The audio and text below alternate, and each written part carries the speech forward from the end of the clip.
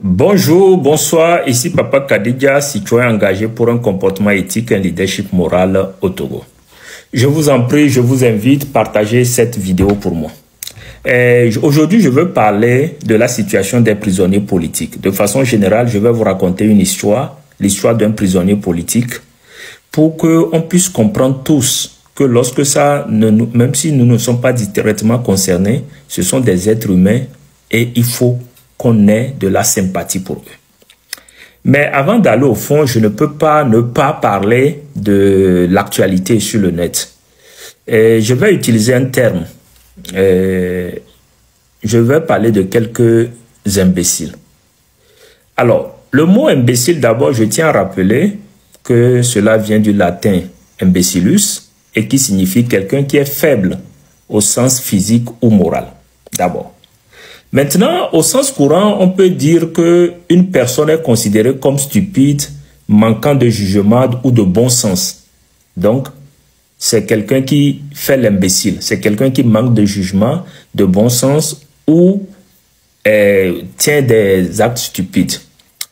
Je ne vais pas vous renvoyer au sens ancien de la chose. Mais ce que je voudrais dire, et en faisant cette précision, avant de tenir mes propos, c'est justement parce que je suis d'avis qu'il y a des gens qui s'amusent ici aux frais des deniers publics du Togo qui ont été amenés soi-disant comme influenceurs d'autres pays pour venir nous parler du Togo nous-mêmes. C'est un peu comique et c'est aussi ironique. Hein? Ça montre combien de fois les gens sont plus préoccupés par l'opinion extérieure que l'opinion intérieure. Oui, je voudrais juste dire à tous ces imbéciles que une brasserie n'appartient pas à l'État. Ce n'est pas un investissement. On n'investit pas dans un pays en rendant les étudiants et les citoyens alcooliques. D'abord, c'est une initiative privée. Je voudrais leur dire également que les cliniques ou hôpitaux où ils ont été, ce ne sont pas des constructions de l'État togolais. C'est aussi des initiatives dites privées, entre guillemets, faites avec l'argent des fonctionnaires qui cotisent à la Caisse nationale de sécurité sociale et qui aujourd'hui appartiennent à une certaine bourgeoisie puisque la plupart des pensionnaires de la Caisse nationale de sécurité sociale ne peuvent même pas s'offrir une consultation dans ces structures. Et troisièmement, il y a des petites cités pour minorités qui sont faites ça et là. Et ces cités également, c'est grâce à l'argent des Togolais. Mais après, les Togolais même ne sont pas en mesure de bénéficier. Je veux parler de ceux qui cotisent à la Caisse nationale de sécurité sociale.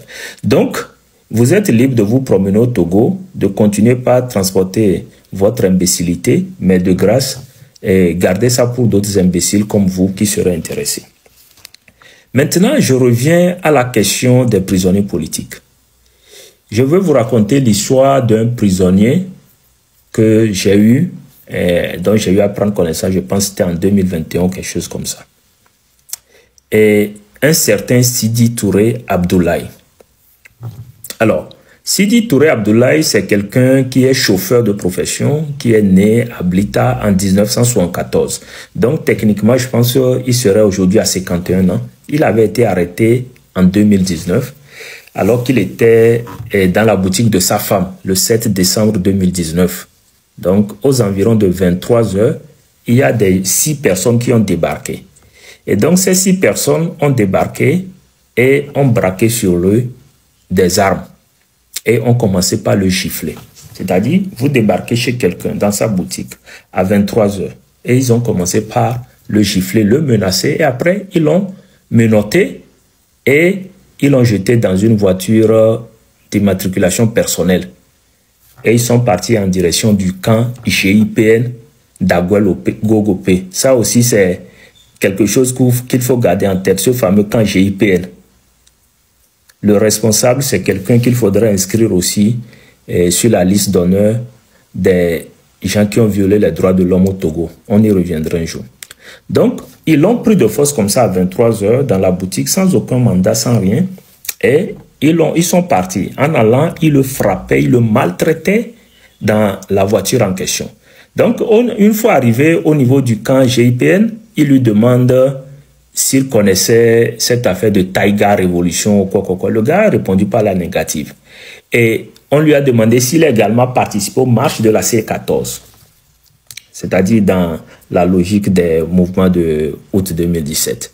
Le gars a toujours répondu par la négative. Alors le commandant a demandé de continuer par le frapper jusqu'à ce qu'il n'avoue. Donc je dirais que c'est comme cela que ce monsieur a été détenu, malgré lui-même, pendant 17 jours dans ce coin-là, où on a passé le temps à le torturer. Je mets bien les mots. On a passé le temps à le torturer, à le frapper, à frapper la pointe de ses pieds. Donc, après le 17e jour, il a été conduit maintenant à la Sûreté nationale. Et après, il est allé devant un juge.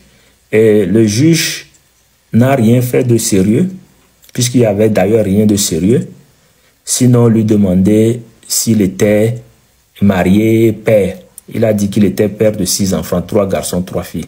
Et donc, le juge l'informe que, bon, lui, il va faire un mandat de dépôt pour l'envoyer à la prison civile de Lomé. Et donc, c'est comme ça. Tout ça, c'est la complicité dans l'appareil. Je veux que tout cela soit bien pris en compte parce qu'un jour, nous poserons des questions à ces magistrats. Ou bien ces magistrats peuvent nous inviter aussi pour nous poser des questions et nous leur poserons des questions. Donc, le gars a été envoyé à la prison civile, mais quelques jours après, ils sont revenus le chercher, soit 6 mois après, pour le ramener dans une prison secrète qui se trouve dans les locaux de la gendarmerie nationale, en face de la BIDC et de la BOAD. Donc, il est resté enfermé là-bas avec 72 autres personnes dans une villa où ils ne sont même pas autorisés à voir dehors. Le seul moyen pour toi de voir dehors, c'est d'être malade et on te sort et tu vois dehors. Mais la plupart du temps, ils sont gardés là-bas, maintenus là-bas. Même quand il était de l'autre côté, on le privait, on lui donnait à manger une seule fois par jour. Et s'il doit aller au WC, c'est pratiquement 2 fois par jour. Et tout ça parce qu'on le soupçonne. Il n'y a aucun élément tangible pour dire que le monsieur était même parmi les éléments de Tigre Révolution. Dans cette affaire de prisonniers politiques, j'ai constaté que nos frères thèmes ont été ciblés. Nos frères musulmans ont été ciblés. Et on prend les gens comme ça et on leur met la pression, on les détient juste pour traumatiser, décourager les gens. Vous savez, quand vous suivez ces histoires, je ne sais pas ce que le monsieur est devenu aujourd'hui parce que je vous raconte l'histoire dont j'ai eu connaissance en 2019. Oui, en 2021. Et ce monsieur, à ce que je sache, soit il est mort, soit il est toujours en détention.